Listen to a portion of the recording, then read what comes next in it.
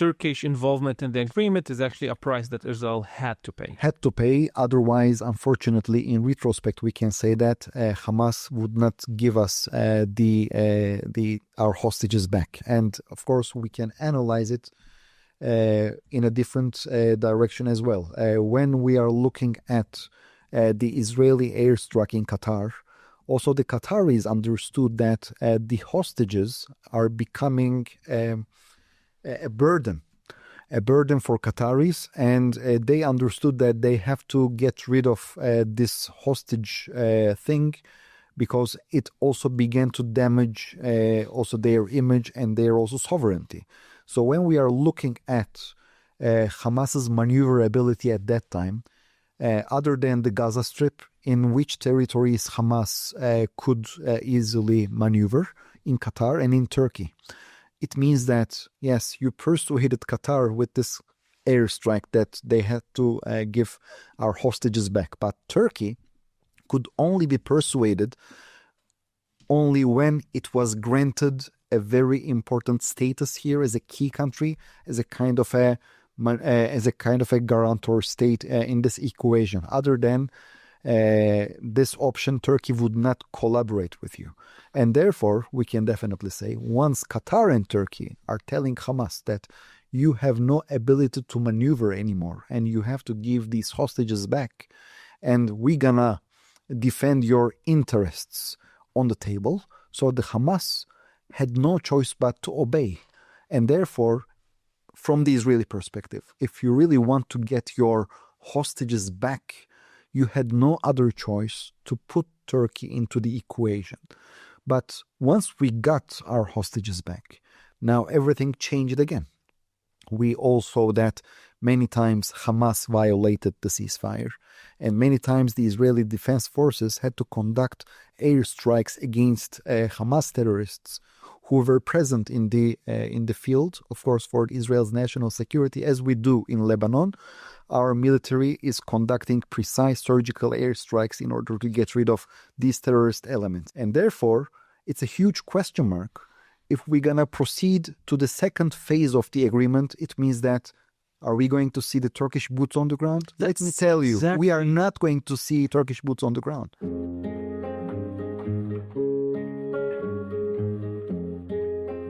Hello and welcome to our podcast East to West, and today we're talking about Turkey and the new developments in the Middle East with the strategic expansion, if we can call it, for the Turkish state. And to talk about that, we have Dr. Eytan Cohen with us. You are an expert in Turkey in Moshe Dayan Center, Tel Aviv University. Hello. Thank you very much for having me. From what you understand, let's maybe start with something general. Do you think that Israel should be afraid of Turkey? That's a great question.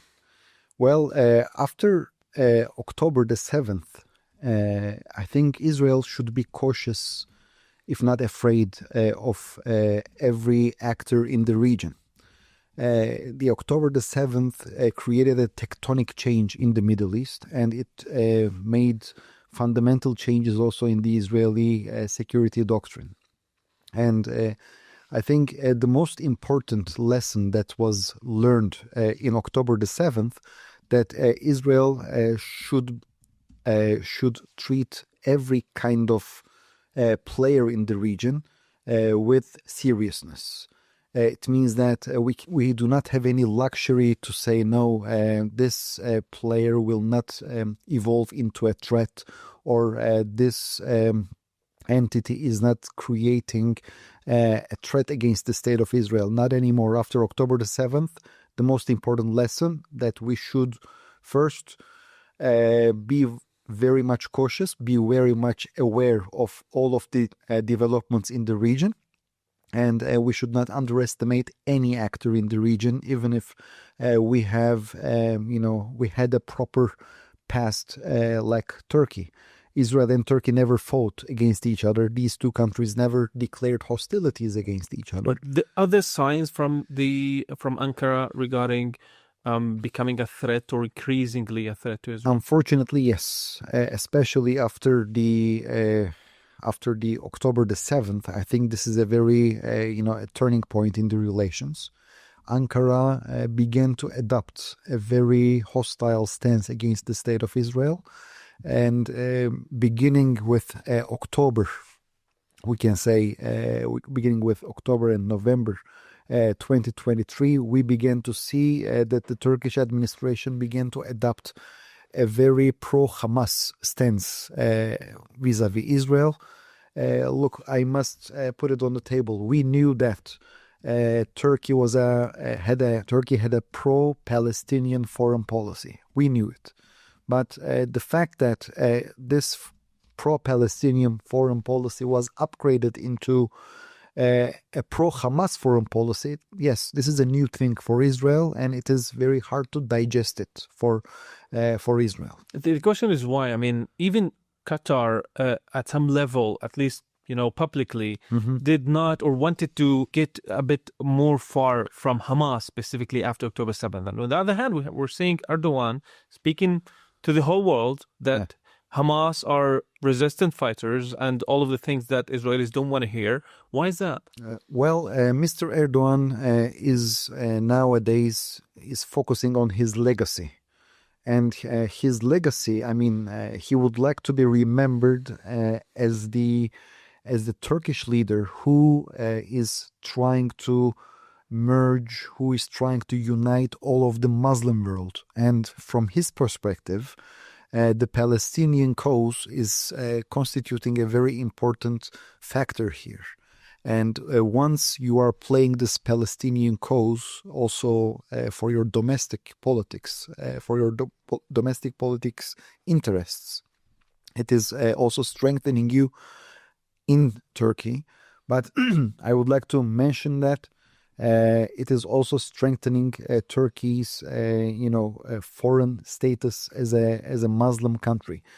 Today, when we are looking at the Turkish foreign policy, we can definitely say that it's a neo-Ottoman foreign policy. And when we are digging and analyzing this concept, neo-Ottoman, what are we trying to talk about? If we're going to define neo-Ottomanism, we can definitely say that today's Turkey's administration is trying to revive the Ottoman influence, the Turkish influence in the same territories once upon a time Ottoman Empire ruled. And you're saying influence and not territorial gain. Well, is this intentional? Look, you made a very good point, because when we are looking in Iraq and when we are looking at Syria, we definitely see that here there is a territorial gain. Turkey is currently occupying northern Syria. Turkey is currently occupying northern Iraq. And they also intervened in western Libya. I only would like to remind to our audience that Ottoman Empire, before the creation of the Turkish nation state, they did control Libya until the 1911-1912 war of Tripoli with Italy. And therefore, from the Turkish perspective, the very existence of the Turkish forces or Turkish subcontractors or, and any other Turkish officials on Libya, consultants, and also in Syria and also in Iraq, from their perspective, they are acting in the lens of their forefathers. And therefore, we can definitely say that, yes, they would like to increase their influence, and in some cases they are merging their hard power with their soft power. Yes, it's a known fact that Turkey is becoming more and more active, and recently with the fall of the Syrian dictator Bashar al-Assad, Turkey increased its influence and deepened its penetration. We will talk about Syria in more depth in a minute, but I would like us to just a little bit more talk about Hamas, about the relationship between Turkey and Hamas. Are they actually allowing them to transfer funds? Are they allowing them? How does that work actually? Because it's hard to imagine that after October 7th, Israel still is allowing such a thing from happening, and also the Americans that are in a very good relationship with the Turkish state, and definitely Trump and Erdogan themselves are still aware of this and letting it happen? Well, that's a great question. Recently, according to Israeli news sources and also according to the Israeli IDF spokesperson, recently the Israeli Shin Bet, the Israeli intelligence service, revealed a new money laundering network that it is operating in Turkey. Of course, they are collaborating with Iran. The Iranian money is coming to the Hamas cells in Turkey, this money laundering cell. And by making this money changes, from different currencies, they unfortunately whitewashed all of these transactions, and they transferred money to Hamas. What we understand from it is that Turkey is turning a blind eye and facilitating Hamas's activities inside Turkey. Today, we all know that Turkey is not tagging Hamas as a terrorist organization, but rather as a freedom fighter organization, and this is very unfortunate. And in this regard, Israel is revealing this network, and it's also warning all of the parties who are involved in this money laundering issues and transferring financial aid to Hamas is a red line. It's a red line. With all what we have heard from Erdogan in the past 2 years, and definitely what you are describing here, one could imagine that Israel wouldn't allow Turkey in any close to Gaza or Hamas. But on the other hand, they have let them be one of the major mediators in this deal to ending the war. I don't know if we can call it ending the war, but the ceasefire agreement in October. Why is that? Unfortunately, everything is not, very fair in the Middle East. Once you have your hostages in this terrorists' hands, you do everything possible to set them free.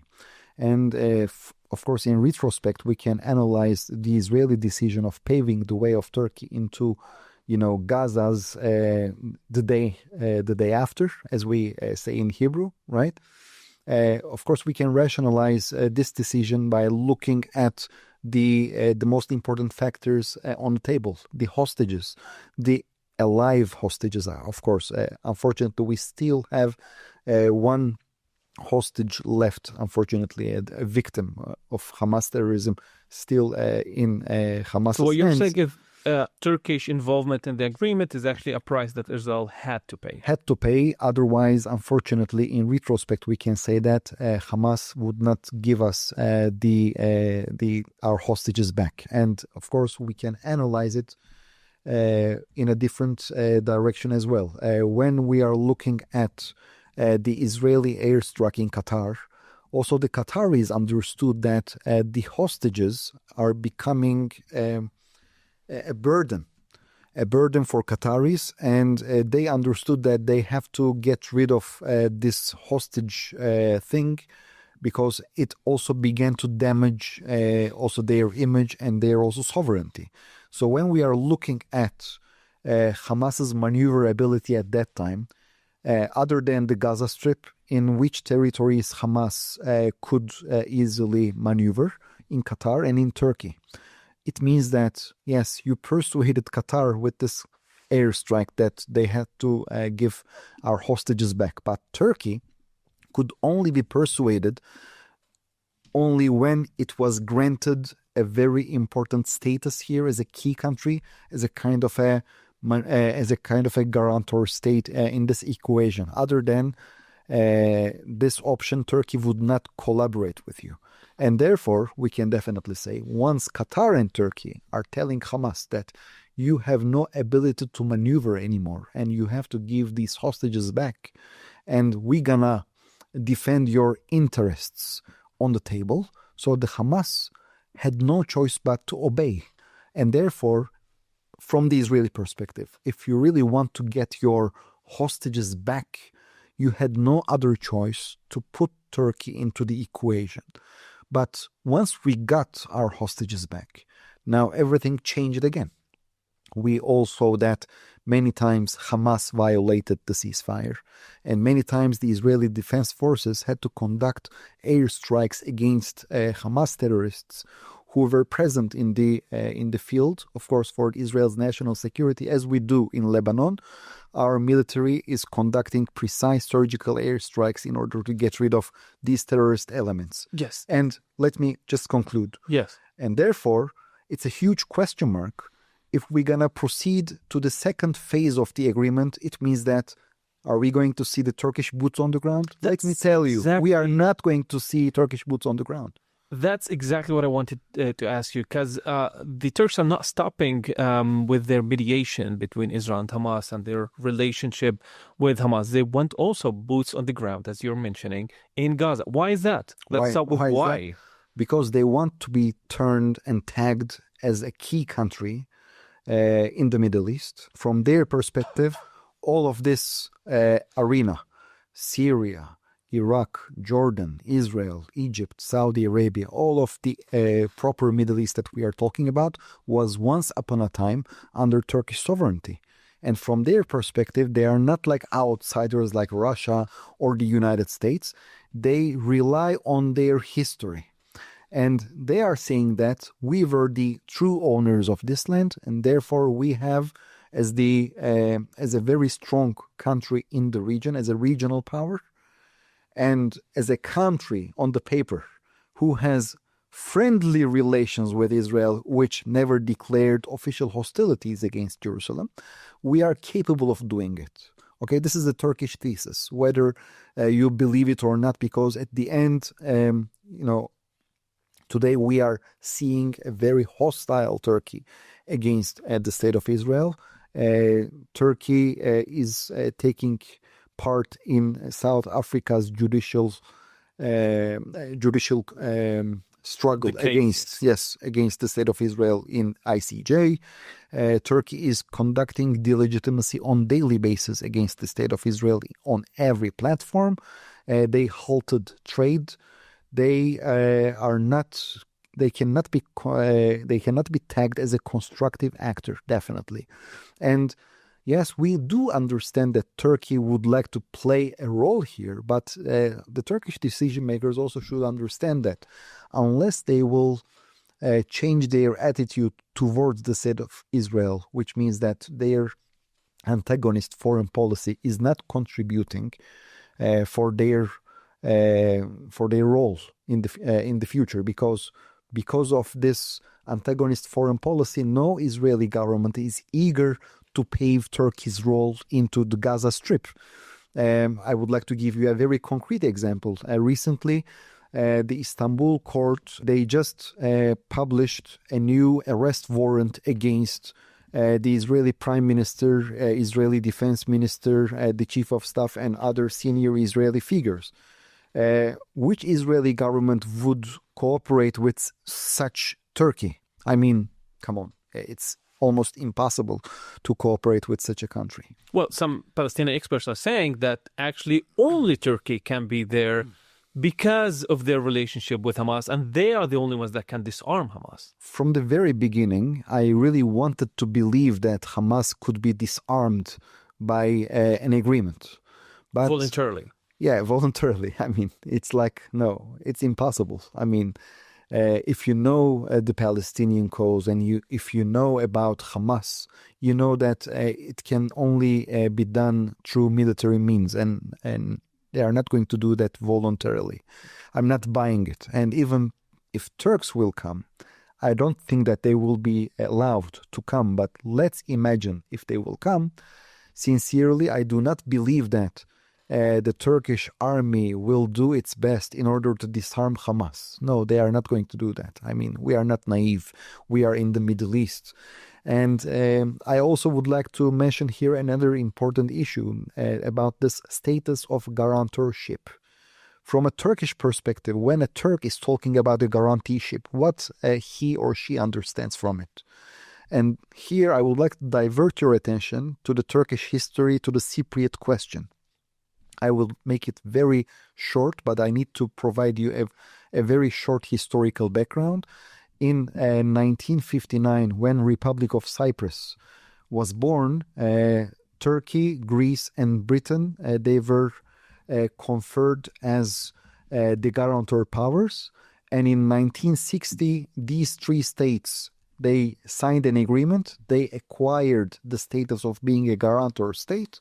And in 1974, thanks to this guaranteeship agreement, Turkey regarded at the military coup that took place in 1974 in Cyprus as a violation of the status quo, and they used this status of being the guarantor state in the agreement, and they launched their intervention, their occupation of northern Cyprus. So when we are copying and pasting the Cypriot question and Turkish behavior in Cyprus to the Israeli-Palestinian conflict, I understand here that the Turkish side is declaring from now that in case of a future violation, they would intervene militarily against the state of Israel in favor of the Palestinians.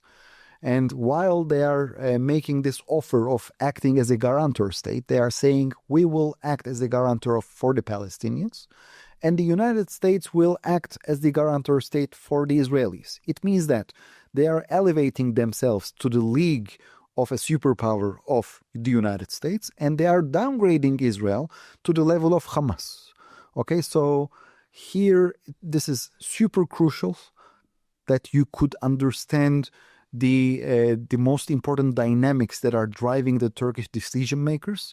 And from my perspective, the most important problematic part here is that, yes, Turkey is marketing its words and actions that it wants to bring peace to the Middle East. But at the same time, the same product that was marketed to us is also saying us that in future, if there will be a violation of such a treaty, the same Turkey will not hesitate to use force against the state of Israel. And that is a very important escalation, and that is a very important indicator for us that shows how Turkish foreign policy vis-a-vis Israel changed significantly, fundamentally. What you're articulating here is actually very worrying for the Israelis, because you're talking about using force against the state of Israel in some shape or form. But others in Israel also talking about the new Turkish axis and comparing it to actually the Iranian axis. Do you think this is fair, or do you think that's exaggeration? Unfortunately, I cannot call this as an exaggeration. Maybe let's ask it this way: It's very early. Turkey want to destroy Israel, want to or aims to for the destruction of the state of Israel? I would like to answer this question in a very clear way. We are now in December 2025, and I'm emphasizing the date, okay? Because unfortunately, the future is not foreseeable. But today's Turkey on paper is not, I'm again highlighting the word not, seeking to destroy the state of Israel like Iran does. But it doesn't mean that the same Turkey is not posing a threat against the state of Israel or not challenging the state of Israel. Once we are talking about a national security threat, it doesn't mean that that particular threat should end with total destruction, right? We can definitely say that Turkey can decrease Israeli influence in Eastern Mediterranean or in Syria or in other places, let's say like in NATO and in Central Asia, in Caucasia, you name it, okay? Because Turkey is integrated in many different circles. So it doesn't mean that Israel will be threatened by Turkey like the same way that Iran threatens Israel, okay? But if you are asking me when I'm comparing the Turkish stance vis-a-vis Israel, when I'm comparing it with the last decade, I mean, if we were talking about Israeli-Turkish relations in 2010, I could answer this question in a very different way, in 2015 in a different way, and now we are in 2025. Unfortunately, I can see here a very concerning trend that we have a steady deterioration in the relations. Yes, we had not genuine artificial normalizations on our ways twice, but both of the normalizations collapsed because of recognition of Donald Trump. Donald Trump's recognition of Jerusalem as Israel's capital, and the second one was collapsed because of the October the 7th war. In both of the cases, if we are going to look at it, Israel was inactive. In the first case, the decision maker was the American president, and in the second case, Israel was attacked by Hamas. But who paid the ultimate price when we are speaking about the Israeli-Turkish relations? Israel paid the ultimate price. In each case, Turkey downgraded its relations with the State of Israel intentionally. So therefore, I can definitely tell you, because of its geopolitical location, and because of its military strength, and because of its penetration in Syria, in Lebanon, in Somalia, and its presence in Cyprus. Of course, Turkey, unfortunately, is posing a threat against the State of Israel because of its current politics. But it doesn't mean that Israel sees Turkey, as a national security threat because Turkey is located there. No, it's not the case. Israeli government never adopted an intentional policy that threatened the Turkish national security. Even when we are looking at the Kurdish case, Israel did everything possible to distance itself from the PKK, but had friendly relations with the northern Iraqi Kurdistan regional government. Also, the Turks have proper relations with the Kurdistan regional government. Long story short, yes, unfortunately, today Turkey can be considered as a national security threat for Israel, but it's because of Turkey's antagonist policy against the State of Israel and not vice versa. Okay, we should put this on the ground. And today we can say that the Iranian hostility is something else. It's more ideological, more driven by Islamic fanaticism. And Turkey of December 2025, its official stance is not calling for the destruction of the State of Israel. And I hope that it will remain in that way. All right. Very good. But another concerning factor here is actually the Turkish involvement with this new Syrian government. Yes. Some regard the new Syrian government in Israel as a proxy, as a Turkish proxy. Definitely, I'm one of them. Yes? Of you course. think that? Yeah. Elaborate more. Sure. When Bashar al-Assad lost, and he had to leave the country, we all know that last December, this Ahmed al-Shara, he became the new Syrian president, and obviously we cannot ignore his connections with Al-Qaeda and other Islamist jihadist organizations. So even if he has this brand new tie and jacket and shirt, in Israel we have a very bad habit. We do not forget easily the past of the people. And we also know that Ahmed al-Shara's perfect relations with Ankara, the Turkish intelligence agencies had Ibrahim Kalin and also the Turkish foreign minister Hakan Fidan. They paid visits to Damascus, and they became the first ever foreigners who visited Syria after the Syrian revolution. They call it as revolution. So let's. Good to think that's a revolution. It's a kind of a revolution, but it was a civil war. I don't think that it's a revolution that came from. It's something else. But it wasn't like Turkish war against the Assad regime or against. Definitely. Turkey became the champion of the opposition forces in Syria. They provided. But they weren't the one that ignited it. We all remember how the things got out of control during the Arab Spring. And it was not a secret that Turkey's administration wanted to see a Sunni driven leadership in Syria, and therefore at first they wanted to persuade Bashar al-Assad. They even sent their then Foreign Minister Ahmed Davutoglu to Damascus, but once they saw that it was impossible to persuade Assad, then they began to arm and they began to host, and they provided logistical assistance for the Syrian opposition.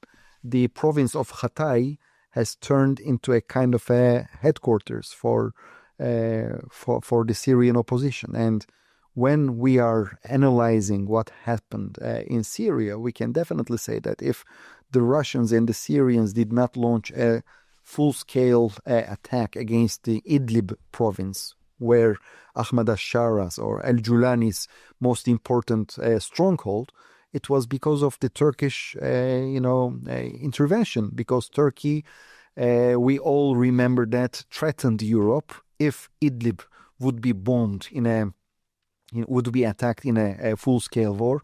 Approximately 4 million new potential refugees could come to Turkey, and in that case, Turkey openly threatened Europe that it will not stop these refugees from crossing to Greece or Bulgaria.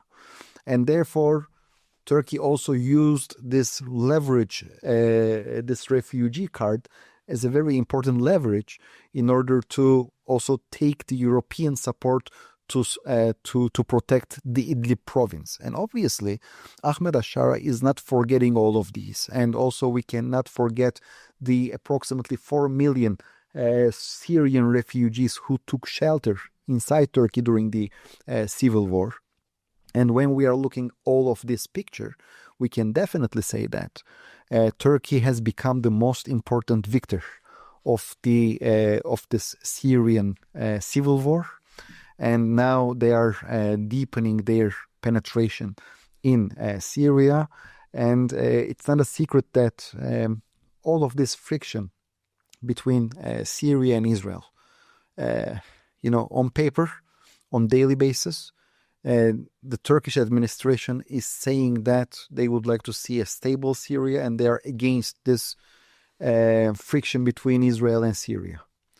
But on the other hand, I would like to divert your attention that whenever there is a friction between Israel and Syria, we are seeing some new agreements that are, signed by the Turkish Defense Ministry with their Syrian counterparts, meaning that Turkey is taking advantage of these frictions between the new Syrian government and Israel and translating it into its own advantage, like providing new arms, selling new arms to the Syrian army, which turns Syria into an active market for the Turkish defense industry. Moreover, training the Syrian military according to their own, war doctrines, etc. They are deepening their relationship. And once you have an actor like Israel that you can justify your collaboration with the Syrian army easily. So for Turkey, it's unlike their official statements. I believe that the friction between Israel and Syria is serving for Turkish interests. There's a lot to unpack here, definitely.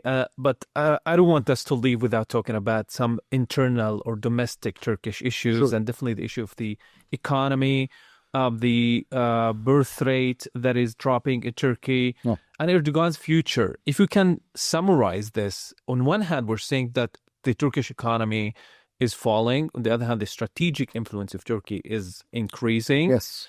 And Erdogan, will he stay in power? Yes, and I assume that he will continue to stay in power. Look, you already mentioned about the demographic rate. The demographic rate for the first time in Turkish history is below 2. It means that when a man and a woman is getting married, more or less, they are only bringing to our world only one child. Okay, this is very important, and this is alarming for Turkey because for the first time, the country's population may decrease in the future. So we ask why. Because we know from a Western perspective, when you are having a child, you would like to bring him all necessary things, right? Like fair education, fair health system. And if you are incapable of providing these services as a parent, you know that, it's impossible to become a parent. It's not like, I have this son or daughter and may God send me some, new sources of money. It's not like that in today's world. And therefore, when we are witnessing the deterioration of the economy in Turkey, especially how we see it, the devaluation of Turkish lira vis-a-vis dollar, it is almost impossible for the Turks. When I'm talking about the Turks, I'm talking about the ordinary Turks. I'm not talking about the rich elite class who were already rich and they still have their own investments or in dollars or in euros and they are not affected from it. No, I'm talking about ordinary Turkish citizens. They are not allowed. They cannot leave the country, for instance, to go to Europe, because then you will have to multiply all of the products by 30, 35, etc. because of the Turkish lira's devaluation vis-a-vis euro and dollar. Okay? So they are bringing to this world less and less children. So this is very much connected. But at the same time, we are not seeing the collapse of the Turkish economy. So we can ask why. Because of the hot money that is coming from Qatar. Okay, so Qatar is pumping lots of hot money into Turkey. They have many different investments. And recently also Turkey is also mending its fences with the European countries. For instance, Germany and UK. The UK Prime Minister and the German Chancellor, they visited Turkey. And they are also signing new deals with the Turkish counterparts. They are very much interested in, having more exports and imports to Turkey. And you wanted to talk about the domestic politics. Now I would like to refer to that. Maybe in short also. In short, the mayor of Istanbul, Ekrem İmamoğlu, who is considered as the most important rival of Erdogan, is now in prison because of false charges. He's accused of being a crime leader and also being a spy for the UK. The same week that he was accused for being a spy for the UK, the Prime Minister of Britain came. Yeah, and he said he didn't say anything about this. Could you please tell me? Needs Turkey. They need Turkey. They need Turkey. Why? Because of the Russian challenge. Because of the Russian threat. They do not want to add Turkey to Russia as an additional headache in their eastern frontier. So that's what helps Erdogan's head to stay above the water. He's very much aware of it. And even if he's talking about the need to end this war in Ukraine and in Russia, let me tell, maybe he really wants to end this war, but he is also enjoying from the consequences of this war for his own domestic politics and for the Turkish foreign policy. He is stronger and stronger. Yeah, and maybe we'll finish with this, but it's important to ask you, maybe in answer a minute or less. 5 years from now, Israel is normalizing relations with Turkey once again, or actually going the other way around and maybe reaching another level of anonymity between the two? As a person who was born and raised in Turkey, I love Turkey. I really love Turkey, and my only desire is to see these two states, the state that I was born in and the state that I'm living in, again come together and to make business and to pose to the cameras together with the Israeli-Turkish flags once again. I believe that in the Israeli academia and the decision makers, if the Turkish side will make one positive gesture, I think it would be also responded in a positive manner. From the Israeli point of view, I see that there is a readiness, even if we are seeing a rapprochement with the Greeks and with the Cypriots, because at the end we know that the Israeli national security is not interested in turning Turkey into another important threat against the state of Israel. But when I'm looking at the statements of the Turkish president, of Turkish foreign minister, defense minister, etc., and even the Turkish opposition, let's imagine that if they will be able to, I don't think, but anyways, unfortunately from the Turkish side, unless something dramatic will happen, which I think that it will not happen, more or less I think also in the next elections, most likely Erdogan will win, and he will not allow the opposition to win the elections one way or the other. So I really don't think that there will be a real change in the Turkish foreign policy vis-a-vis Israel. So it is something very much concerning, because if this current the current foreign policy will continue in this way, unfortunately we may see a more serious friction in the future, and this is very much unwanted. So I think both of the decision makers, despite their harsh statements, they have to act responsibly, and they have to lower the tension between the two countries. Yeah, that's definitely what you're asking for on a personal level. Yeah, definitely. Definitely and I'm regional. not ashamed of it. I have the right to ask for such a thing, because I was born and raised there, and I'm living there, and I'm living here, and therefore nobody can be happier than me if these two states will come together and mend their fences. We all hope for that. Thank you so much. Thank you very much for having me. Eytan Cohen, you're a Turkey expert in the Moshe Dayan Center in Tel Aviv University. Thank you so much for all you've given us today. Thank you.